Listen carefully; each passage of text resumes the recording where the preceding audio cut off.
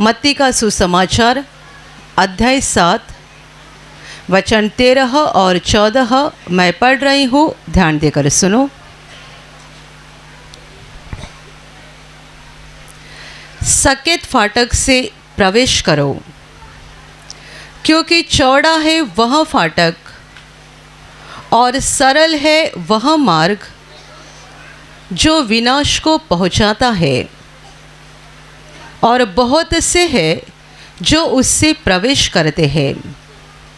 क्योंकि सकेत है वह फाटक और कठिन है वह मार्ग जो जीवन को पहुँचाता है, और थोड़े हैं जो उसे पाते हैं। Hallelujah, hallelujah, hallelujah, hallelujah, hallelujah, hallelujah, hallelujah. मेरे प्यारे भाइयों और बहनों, अभी जो वचन हमने पढ़े वो प्रभु यीशु ने खुद बताए हैं। प्रभु बोल रहा है, सकेत फाटक से प्रवेश करो, क्योंकि चौड़ा है वह फाटक और सरल है वह मार्ग जो विनाश को पहुंचाता है, और बहुत से हैं जो उसमें से जाते हैं। और आगे प्रभु सकेत फाटक के बारे में बता रहा है। सकेत है वह फाटक और कठिन है वह मार्ग जो जीवन को पहुंचाता है, और थोड़े हैं जो उसे पाते हैं। Hallelujah, hallelujah, hallelujah. दो फाटक के बारे में और दो मार्ग के बारे में प्रभु यहाँ साफ साफ बता रहा है। एक फाटक है चौड़ा और मार्ग है सरल, पर उसके बारे में प्रभु कहता है ये फाटक और ये रास्ता विनाश को पहुंचाता है। दूसरा फाटक है सकेत और मार्ग बहुत कठिन है, पर ये सकेत फाटक और कठिन मार्ग वो है जो मनुष्यों को जीवन को लेके जाते हैं।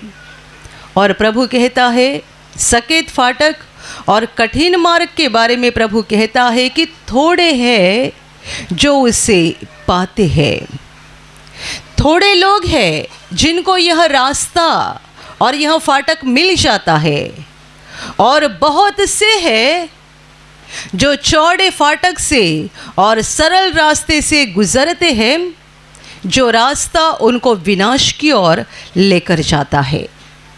Hallelujah, hallelujah, hallelujah, hallelujah. दुनिया में बहुत फाटक है और बहुत रास्ते हैं। प्रभु यहाँ पर आत्मिक फाटक और आत्मिक मार्ग की बात कर रहा है।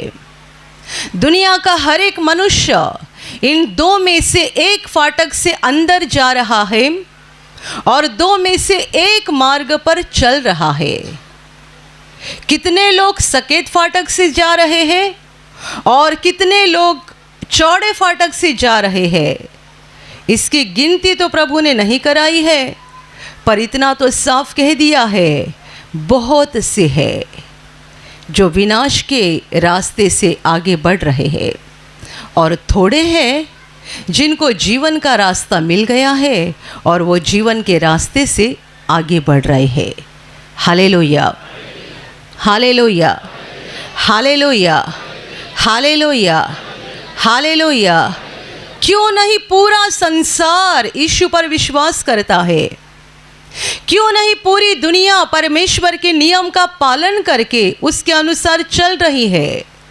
ये संभव ही नहीं है, क्योंकि प्रभु यीशु ने इस बात को साफ कर दिया है कि बहुत से हैं जो चौड़े फाटक से और सरल रास्ते से जो उनको विनाश की ओर लेकर जा रहा है उससे गुजर रहे हैं, चल रहे हैं, आगे बढ़ रहे हैं, और थोड़े हैं जिनको वह फाटक मिला है जो सकेत है, वह रास्ता मिल गया है जो बहुत कठिन है, पर ये वो फाटक है और जो ये रास्ता है जो उनको जीवन की ओर लेकर जा रहा है, और ये तो थोड़े लोग हैं जिनको ये मिल चुका है। Hallelujah, hallelujah, hallelujah. यदि आप गिनती करना शुरू करोगे तो आप मुझे बताओ, आज शुक्रवार का दिन है, आज इस घड़ी आप यहाँ परमेश्वर के घर में बैठे हैं।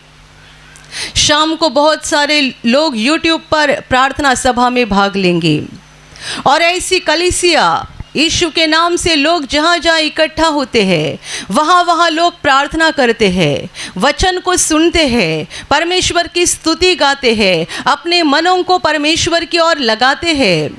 आप यदि गिनती करोगे तो समझोगे कि एक पल में या एक दिन में कितने सारे लोगों ने अपना मन परमेश्वर की ओर लगाया है और कितने सारे लोग अभी भी अंधकार से गुजर रहे हैं। जब आप यहाँ पे बैठे हैं, ये तो कोई ऐसी हॉल नहीं है कि आपको बहुत अच्छा लग रहा है या सुकून मिल रहा है। यकीनन आपकी आत्मा को यहाँ सुकून मिल रहा है। Hallelujah, hallelujah. पर आपके शरीर से पसीना निकल रहा है। एक तो गर्मी का समय है और इतनी भीड़ भी है, पंखे चल रहे हैं तो भी इसकी हवा काफ़ी नहीं हो रही है, आपको गर्मी हो रही है, पसीना आ रहा है। आप ऐसे माहौल में यहाँ पर बैठे हैं और परमेश्वर अपना मन लगाने की कोशिश कर रहे हैं, प्रभु की ओर आत्मा में देख रहे हैं।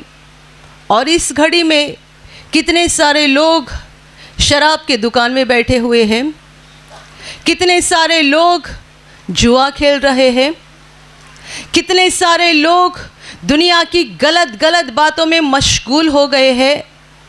और यदि किसी को कुछ भी काम नहीं होगा तो एक काम हमेशा चलता है, ज़्यादातर औरतों के बारे में होता है। 2-3 जन इकट्ठे होते हैं और दूसरों की निंदा करना शुरू कर देते हैं। चाहे शराब की दुकान पे बैठे होगे या घर पे बैठ के पड़ोसन के साथ दूसरों की बुराई कर रहे हैं। पाप तो पाप ही है, सब जगह पाप चल रहा है। जब आप ऐसी गर्मी में बैठ के परमेश्वर पर अपना मन लगाने की कोशिश कर रहे हैं, तब दुनिया कहाँ पर है? कितने सारे लोग अभी इसी घड़ी परमेश्वर के चरणों में बैठे हैं और कितने सारे लोग अपने अपने पापों में मशगूल हो गए हैं। ऐसा भी होगा कि कई सारे लोग कभी प्रार्थना में तो नहीं बैठ पाए, वो काम कर रहे हैं या अपने कंपनी में है या ड्यूटी कर रहे हैं, पर जहाँ कहीं है वहाँ उनका मन परमेश्वर की ओर लगा हुआ है। पर ऐसे लोग कितने हैं दुनिया में? प्रभु कहता है वो तो थोड़े हैं जो इस जीवन के फाटक और जीवन में लेके जाने वाले मार्ग को पाते हैं। Hallelujah, hallelujah, hallelujah. विनाश की ओर जाने वाला फाटक चौड़ा है, रास्ता सरल है। सरल का मतलब ये है कि उनके रास्तों में कठिनाई भरी हुई नहीं है, उनके रास्ते में कांटे और गड्ढे बहुत ही कम है। आप में से कितने सारे लोगों का ऐसा अनुभव आता है कि आप कोई गलती कर देते हैं, तुरंत आपको दंड हो जाता है। एक गलती करते हैं तुरंत दंड होता है। जैसे कि मन में कोई बुरा ख्याल भी आ गया और ऐसे रास्ते से चल रहे हैं, चलते चलते मन में बुरा ख्याल आता है तो तुरंत पैर को ठोकर लग जाती है और खून निकलना शुरू होता है।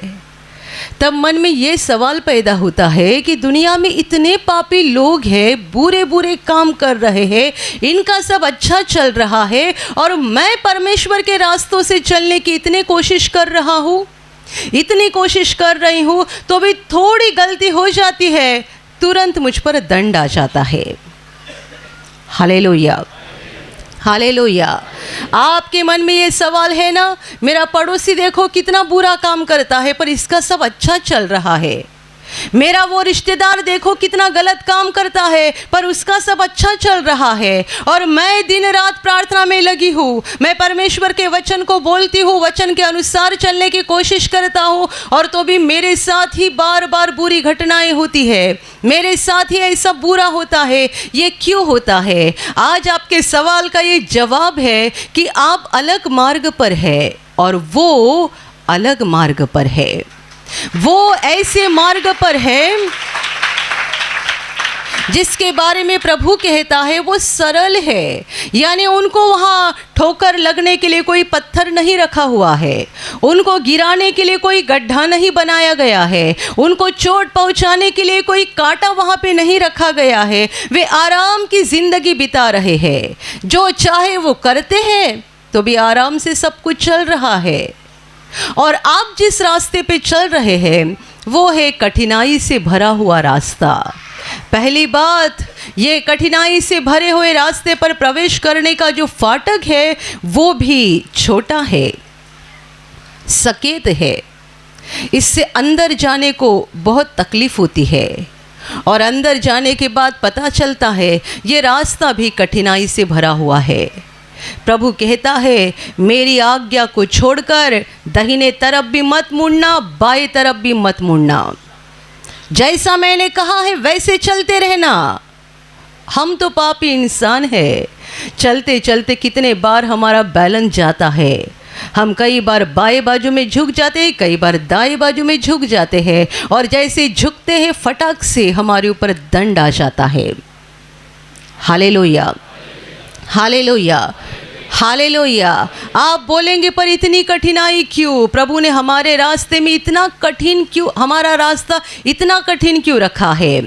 वजह ये है कि हमारे अंदर जो बुराई है ना, इसको परमेश्वर निकालना चाहता है।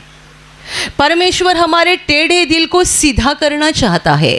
बाइबल कहती है परमेश्वर की इच्छा है कि हम उसके समान पवित्र बन जाए, जैसा वो है वैसे हम बन जाए, ऐसी उसकी इच्छा है। और इसीलिए उसने हमारे रास्ते को कठिन बनाकर रखा है, ताकि कठिन रास्ते से चलते चलते चलते हम अपने आप को साफ करते जाएंगे, सुधारते जाएंगे, बदलते जाएंगे, बदलते जाएंगे, और एक दिन जीवन में पहुंच जाएंगे।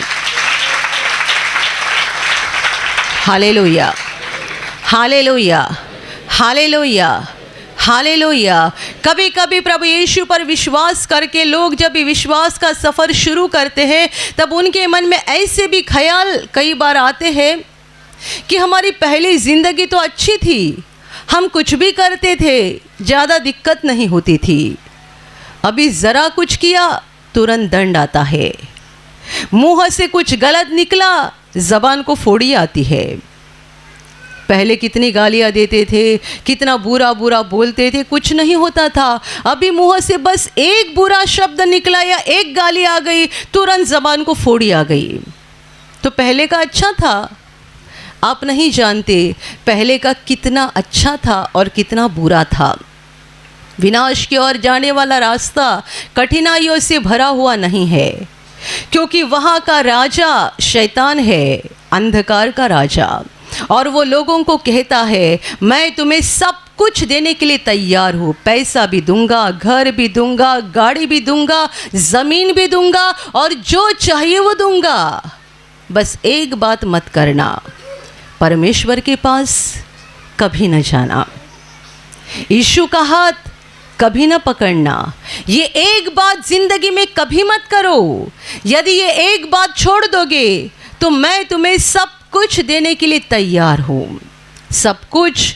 और इसलिए यीशु कहता है विनाश में जाने वाला फाटक बड़ा चौड़ा है, क्योंकि बहुत लोग अंदर जाना चाहते हैं। ऐसा रास्ता है जहाँ हम उस शैतान की सेवा करें और वो हमें सारी बातें दे दे।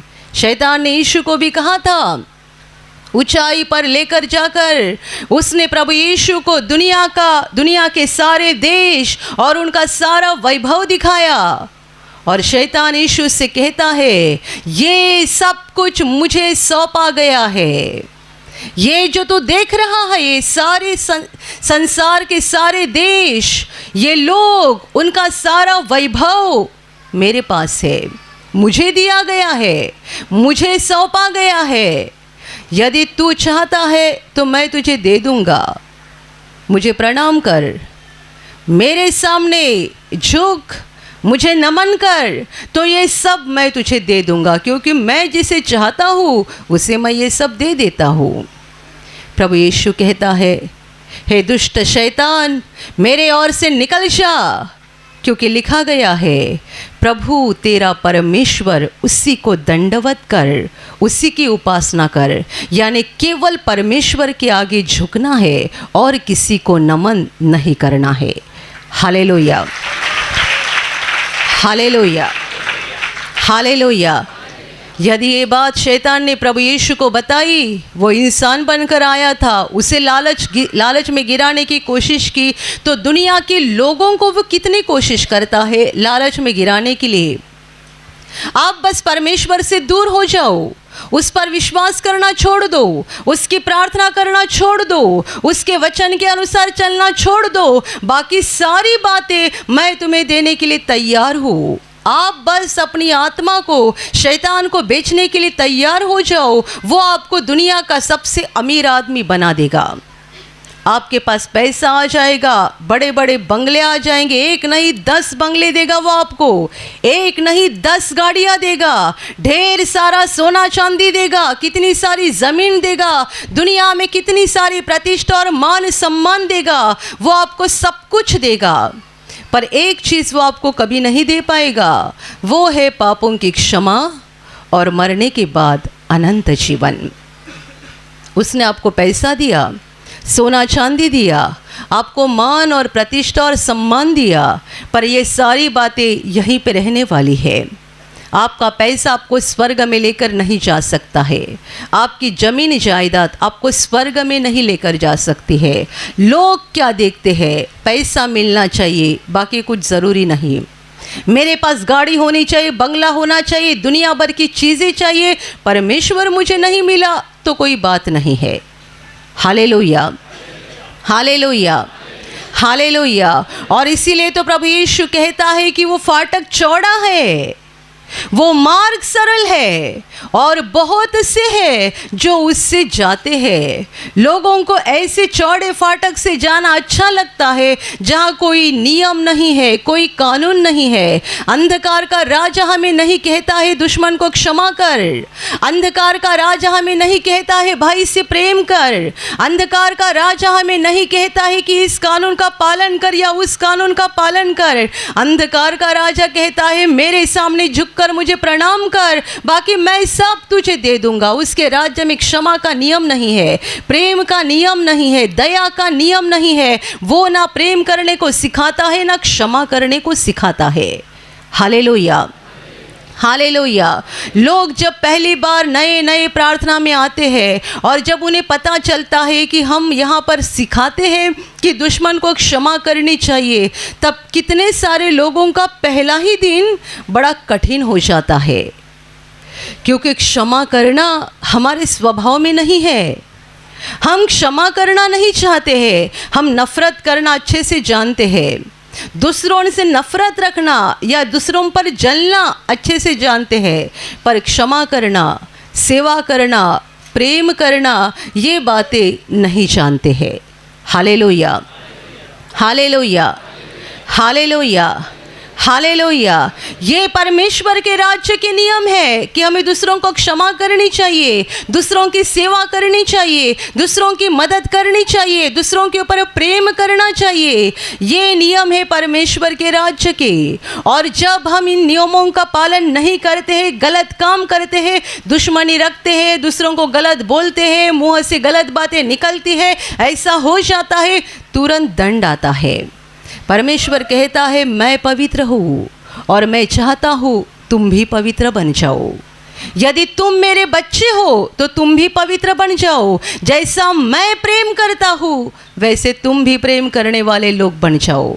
जैसा मैं दया करता हूँ वैसे ही तुम भी दया करने वाले लोग बन जाओ। इसीलिए प्रभु यीशु ने कहा था जैसा तुम्हारा पिता दयालु है वैसे ही तुम भी दयालु बन जाओ। Hallelujah, hallelujah, hallelujah, hallelujah. लोगों को ऐसा माहौल चाहिए जहाँ पे कोई नियम नहीं है, जहाँ हमें नहीं बताया जाएगा कि क्षमा करो या प्रेम करो या दया करो। ऐसा माहौल लोगों को अच्छा लगता है। पूरा संसार स्वार्थ से भरा हुआ है। हर कोई अपना अपना देखते हैं, अपना अपना। मैं मेरा परिवार, मैं मेरा परिवार। भाई के परिवार का भी नहीं सोचते हैं, बहन के परिवार का भी नहीं सोचते हैं, बस खुद का सोचते रहते हैं, स्वार्थ से चलते रहते हैं। और कई लोग तो इतने ज़्यादा स्वार्थी होते हैं कि अपने औरत और बच्चों का भी नहीं सोचते, बस खुद का सोचते हैं। ऐसे कई मर्द होते हैं जो शराब पीते हैं, जो भी कमाते हैं जाकर शराब के दुकान में देते हैं और शराब पीते हैं। घर में औरत को 1 रुपया भी नहीं देते हैं। बच्चों का क्या हाल है, औरत का क्या हाल है, ज़रा भी उनको कुछ पड़ी नहीं होती है। ये तो महास्वार्थी लोग होते हैं जो बस अपना ही देखते हैं, औरत और बच्चों का भी नहीं देखते हैं। Hallelujah, hallelujah. पर उस अंधकार के राज्य में उनको सवाल करने वाला कोई नहीं है, उन्हें पूछने वाला कोई नहीं है। शैतान कहता है बस परमेश्वर के पास मत जाओ, एक ही काम करो, बाकी मैं तुम्हें सब कुछ देने के लिए तैयार हूँ। मेरे प्यारे भाई और बहनों, हम देख रहे हैं पूरा संसार विनाश की ओर जा रहा है। आप लोगों का बड़ा घर देखकर ये मत सोचो कितना खुशहाल व्यक्ति है, कितना अच्छा है जिसको सब कुछ मिला है। आप साइकिल से रास्ते पे धूप में जा रहे हैं और आपके बाजू से एक बड़ी भारी कार गुजर गई, अंदर एक परिवार बैठा हुआ है, तो देखकर ये मत सोचो कितना सुकून का जीवन बिता रहे हैं। नहीं, ऐसा नहीं है। जिनके पास पैसा है या सोना चांदी है या जिनके पास दुनिया भर की सारी संपत्ति है उनका जीवन अच्छा है, ऐसा नहीं। बल्कि जिन्होंने प्रभु यीशु पर विश्वास किया है, पापों की क्षमा पाई है और यीशु का हाथ पकड़कर विश्वास का रास्ता चल रहे हैं, उन्हें सच्चा जीवन मिल गया है। और यीशु कहता है वे थोड़े हैं जो इस जीवन के फाटक और मार्ग को पाते हैं। Hallelujah, hallelujah, hallelujah. इसीलिए यदि आपने प्रभु यीशु को पहचाना है, उस पर विश्वास किया है, पापों की क्षमा पाई है, तो अपने मन में हमेशा कहना मेरे ऊपर परमेश्वर का बड़ा अनुग्रह हो गया है। चाहे आप किराए के घर में भी क्यों न रहते हो, तो भी मन में बोलते रहना मेरे ऊपर परमेश्वर का अनुग्रह हुआ है, क्योंकि परमेश्वर ने मुझे वो फाटक दिखाया और वो मार्ग दिखाया जो मुझे जीवन की ओर लेके जा रहा है। Hallelujah, hallelujah, hallelujah, hallelujah. पूरा संसार विनाश की ओर जा रहा है। आपके आसपास जो लोग आपको दिखाई दे रहे हैं, आप देख रहे हैं कि उनकी ज़िंदगी कैसी चल रही है। प्रभु यीशु ने साफ बताए हैं 2 फाटक और 2 रास्ते। दुनिया का हर मनुष्य 2 में से एक रास्ते पर से चल रहा है।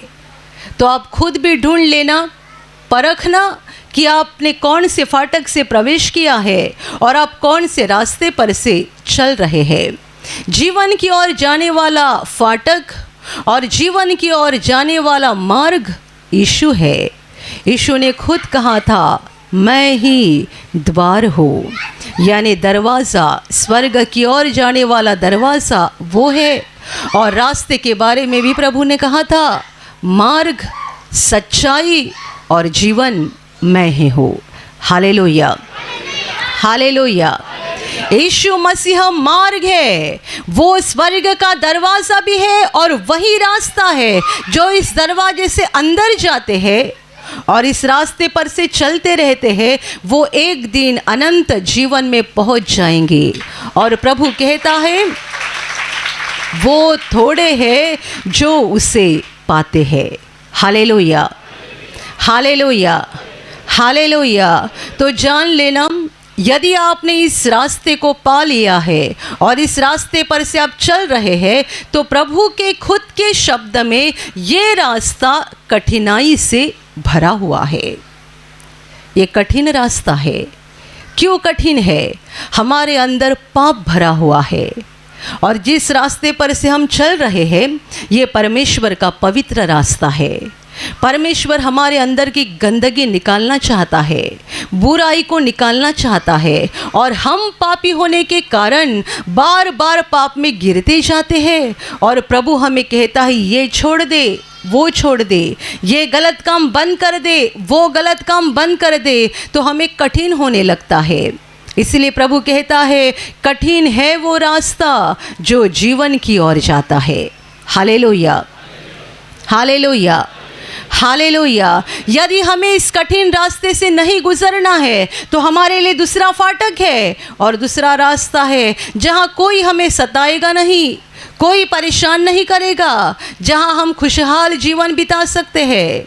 हम प्रभु के चेले के बारे में जानते हैं, पौलुस जो प्रभु का प्रभावी चेला था, उसके बारे में बाइबल कहती है जब ये प्रभु का चेला नहीं बना था तब उसका जीवन कैसा था, और जब ये प्रभु का चेला बन गया तब उसका जीवन कैसा बन गया। ये एक ऐसा यहूदी मनुष्य था जो उसके शास्त्रों में और धर्म में एक बड़ा पंडित बन चुका था और लोग उसे बड़ा सम्मान देते थे। धर्म पंडित होने के नाते पौलुस को एक दुनिया में बड़ा सम्मान था, पर यह सम्मान तब तक था जब तक वो यीशु का चेला नहीं बन गया। जिस घड़ी उसे प्रभु यीशु की पहचान हो गई, वो भी पहला ऐसा था जो यीशु से नफरत करता था, यीशु पर विश्वास करने वाले लोगों से नफरत करता था। पर जब प्रभु यीशु के साथ उसकी मुलाकात हो गई और उसने यीशु पर विश्वास किया, अपना जीवन परमेश्वर को समर्पित कर दिया और वो यीशु का चेला बन गया, उसी घड़ी से दुनिया का सारा मान सम्मान निकल गया और जो लोग उसको सम्मान देते थे वही सारे लोग आगे जाकर उसके दुश्मन बने। Hallelujah, hallelujah, hallelujah. जो पौलुस पहले दुनिया में मान सम्मानित व्यक्ति था, वह यीशु का चेला बनने के बाद एक बदनाम व्यक्ति बन गया। लोग उसको सताने लगे, मारने लगे, तरह तरह की पीड़ा देने लगे। कितने बार उसको जेल में डाला गया, जहाँ जहाँ वो गया यीशु के नाम का प्रचार किया, पर बहुत जगह उसका छल हुआ, जेल में डाला गया, बहुत सताया गया। यदि ये पौलुस पहले जैसे रहता तो उसे ये कठिन रास्तों से गुजरना नहीं पड़ता और ये सारी कठिनाइयों को झेलना नहीं पड़ता। पर जबकि उसने सकेत फाटक से प्रवेश किया और कठिन रास्ते से चलना शुरू किया, ये सारे दिक्कतों का और कठिनाइयों का उसको सामना करना पड़ा। हालेलुया। परमेश्वर हम पर ज़बरदस्ती नहीं करता है, चुनाव हमारा है। हमें चुनना है कौन से फाटक से जाना है और कौन से रास्ते से चलना है। कोई शराबी मनुष्य प्रार्थना में आने से पहले उसका जीवन ऐसा होता है कि उसकी औरत उससे डरती है, बच्चे डरते हैं, घर के सारे लोग उसको डरते हैं, क्योंकि एक शराबी होने के कारण उसका बर्ताव ऐसा भयानक बनता है कि औरत भी उसके सामने कांपती रहती है। ये उसका तब का जीवन होता है जब वो अंधकार में होता है, यीशु से दूर रहता है। उसके ज़िंदगी के किसी मोड़ पर उस पर परमेश्वर का अनुग्रह होता है, वो ऐसी प्रार्थना में आता है, प्रभु की दया से वो शराब से मुक्त हो जाता है।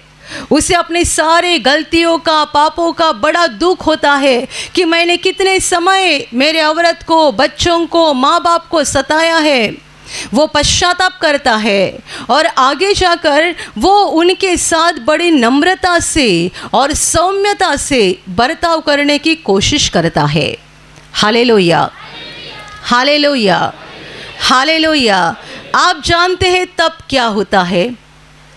पहले औरत उसे डरती थी, बच्चे और माँ बाप भी डरते थे क्योंकि एक खतरनाक व्यक्ति था। प्रभु के पास आने के बाद ये नम्र बन गया। इसने अपने कठिन स्वभाव को बदल दिया, बुरे स्वभाव को बदल दिया।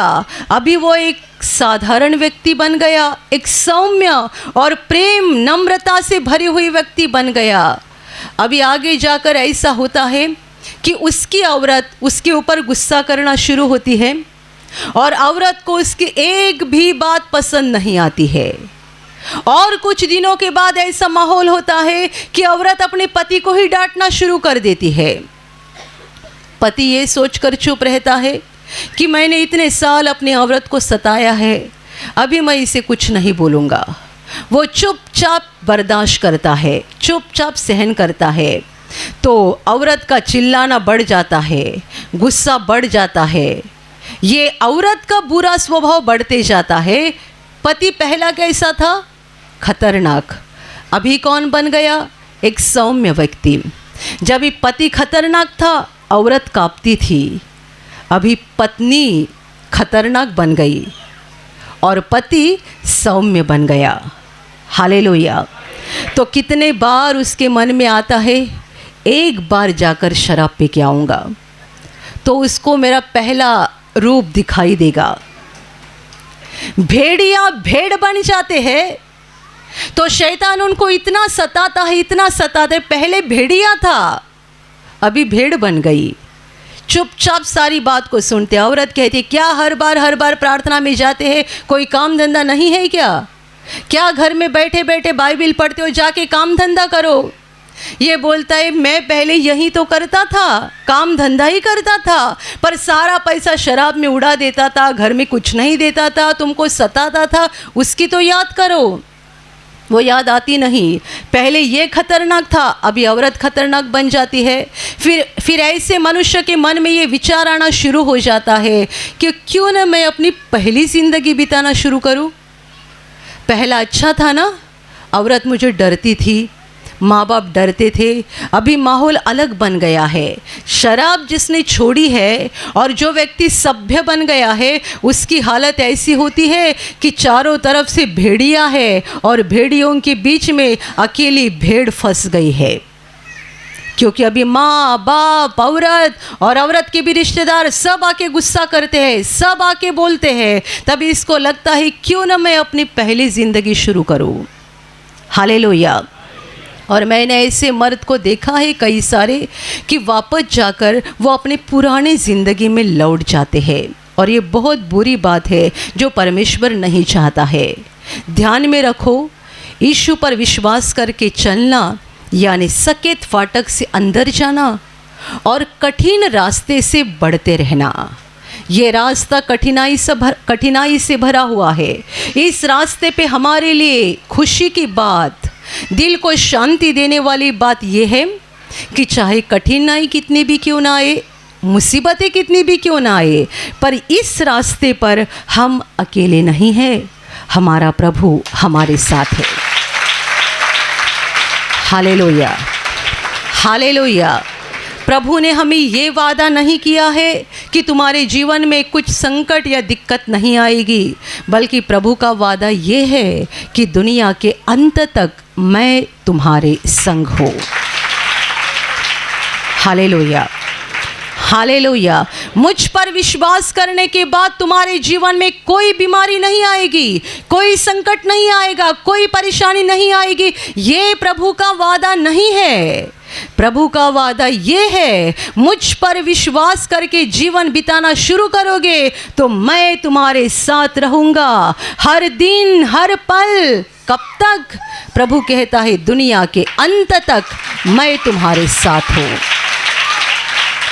Hallelujah, hallelujah. इसका मतलब आप बीमारी में तड़प रहे हैं ना, और आपको लगता है मैंने इतनी प्रार्थना की, इतना विश्वास किया, तो मुझे ये क्यों हो रहा है, और घर वाले पड़ोसी कितने मुझे सुना रहे हैं।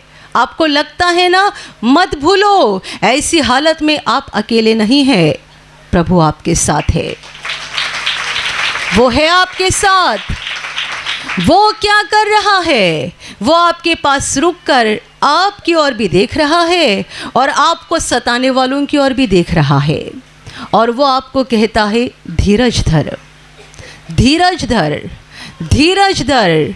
मैंने वो समय नियुक्त किया है, जब वो समय आ जाएगा मैं तुझे उठकर खड़ा करूँगा और तुम्हारे सारे दुश्मन को लज्जित कर दूँगा। Hallelujah, hallelujah, hallelujah. मेरे प्यारे भाई और बहनों, जो उस चौड़े फाटक से अंदर गए हैं और सरल रास्ते से जा रहे हैं, वहाँ परमेश्वर का कोई अस्तित्व नहीं है। आप मत बोलो कि शराब के अड्डे पे जाकर प्रभु भी हमारे साथ बैठता है। नहीं, आप बैठकर दूसरों की बुराई कर रहे हैं, वहाँ आपके बीच प्रभु नहीं मौजूद होता है। वहाँ ऐसे फाटक पे और ऐसे रास्ते पे परमेश्वर की कोई मौजूदगी नहीं है, प्रभु वहाँ मौजूद नहीं है। आप उस रास्ते से जाना चाहते हैं, वो भी आपके सामने है। कठिन रास्ता भी आपके सामने है, सरल रास्ता भी आपके सामने है। हमें चुनना है। दुनिया जा रही है उस चौड़े फाटक से अंदर और सरल रास्ते से आगे बढ़ रही है। नहीं जानते हैं ये रास्ता उनको कहाँ लेकर जा रहा है। ये है विनाश का रास्ता जो उनकी आत्मा को नरक की खाई में लेकर जाएगा और वहाँ से उनको कोई भी बचा नहीं पाएगा। Hallelujah, hallelujah, hallelujah. पूरा संसार उस रास्ते से जा रहा है। प्रभु के शब्द है बहुत से है, बहुत से, यानी दुनिया के बहुत लोग उसमें से जा रहे हैं, पर ये लोग थोड़े हैं जो स्वर्ग की ओर जा रहे हैं, जिनको जीवन का फाटक मिल गया है, जीवन का रास्ता मिल गया है और जो अनंत जीवन में पहुंचने वाले हैं। यदि आपने जीवन के फाटक और रास्ते को ढूंढ लिया है तो प्रभु का धन्यवाद करो। यदि आप उस फाटक से अंदर गए हैं और इस रास्ते पर से चलना शुरू किया है तो प्रभु का धन्यवाद करो और मत भूलो ये रास्ता कठिनाई से भरा हुआ ज़रूर है, पर इस रास्ते पर हम अकेले नहीं हैं, हमारा प्रभु हमारे साथ है। जिंदगी के हर दिन, हर पल, अंत तक वो हमारे साथ रहेगा। और जब हमारी धरती की जिंदगी खत्म हो जाएगी, हमारा प्रभु स्वर्ग के दरवाजे पे खड़ा होकर हमें कहेगा, मेरे बेटे आओ, मेरी बेटी आओ, स्वर्ग में तुम्हारा स्वागत है, क्योंकि ये अनंत जीवन मैंने तुम्हारे लिए सिद्ध किया था। Hallelujah, hallelujah, hallelujah. एक रास्ता है मौत का, एक रास्ता है जीवन का। मौत का रास्ता धरती पे हमें खुशहाल जीवन देता है, मरने के बाद अनंत काल का विनाश होता है। स्वर्ग का रास्ता धरती पर हमें कठिनाइयों से गुजरना पड़ता है, पर प्रभु हमारे साथ होता है और ये रास्ता एक दिन हमें अनंत जीवन में यानी स्वर्ग में लेकर जाएगा। हालेलुया, हालेलुया, हालेलुया, हाले। और अभी प्रार्थना करने का समय है। आप विश्वास करो कि एक पल में प्रभु यीशु आपको छूकर चंगाई देगा। एक पल में वो आपके जीवन का दुख निकाल देगा और आपके आंसुओं को खुशी में बदल देगा, क्योंकि उसके लिए असंभव कुछ नहीं है, अनहोनी बात एक भी नहीं है। प्रभु यीशु आज भी जिंदा है। 2000 वर्ष पहले वो शरीर रूप में धरती पर था, आज शरीर रूप में नहीं बल्कि आत्मा के रूप में है और दुनिया के कोने कोने में जहाँ जहाँ लोग विश्वास के साथ उसको पुकारते हैं, उसके पास प्रार्थना करते हैं, उन सबों की पुकार को प्रभु सुनता है, उन्हें चंगा करता है, उनके आंसुओं को पोंछ देता है और उनके जीवन को खुशी से भर देता है। आप भी इसी विश्वास के साथ आपके बीमार भाग पर हाथ रखो और यदि वहाँ हाथ नहीं रख सकते हैं तो अपने सीने पर हाथ रखो।